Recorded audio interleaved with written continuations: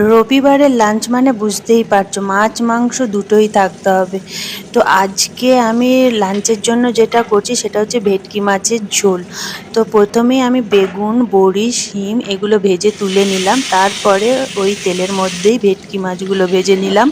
তারপরে কড়াইতে কালো জিরে ফোড়ন দিয়ে আলুগুলো একটু হলুদ দিয়ে ভেজে নেবো।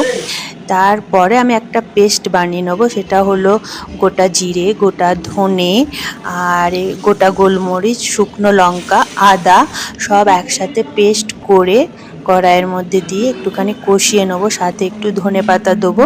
তারপর পরিমাণ মতো জল দিয়ে আলুগুলো আগে সেদ্ধ করে নেবো। আলুগুলো সেদ্ধ হয়ে গেলে মাছ আর সবজিগুলো দিয়ে, বড়িগুলো দিয়ে কিছুক্ষণ ঢেকে রাখবো, ওপর থেকে ধনেপাতা ছড়িয়ে শেষে একটু কালো জিরে বেটে দিয়ে নামিয়ে নেবো।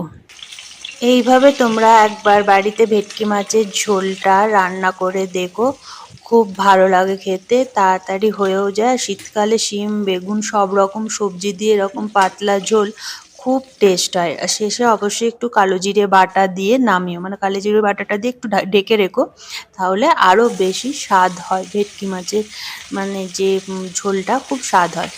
তারপরে আমি একটু চিকেন কষাও করে নিলাম। রবিবার মানে বললামই তো, মাছের ঝোল ভাত শুধু হবে না, চিকেনটাও হতে হবে। আর আমার ছেলে মাছ একদম খেতে চায় না, ওর জন্যই আরও চিকেনটা করা।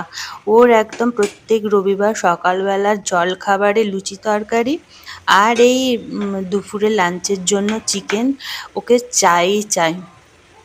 তো সেই জন্যই আরও চিকেনটা করা। আর ভেটকি মাছের ঝোল মানে পাতলা ঝোল মাছের খেতে চায় না।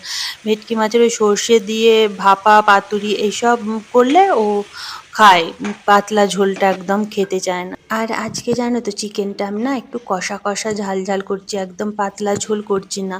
গোটা গরম মশলা, গোটা ধনে, গোটা গোলমরিচ, শুকনো লঙ্কা আর অল্প একটু জিরে দিয়ে আমি পেস্ট করে নিয়েছিলাম। আমি কিন্তু প্রত্যেকটা রান্নায় গোটা মশলার করি। শুকনো অবস্থায় প্রথমে মিক্সির বাটিতে গুঁড়ো করে নিই, এতে রান্নার স্বাদটা আরও ভালো হয়।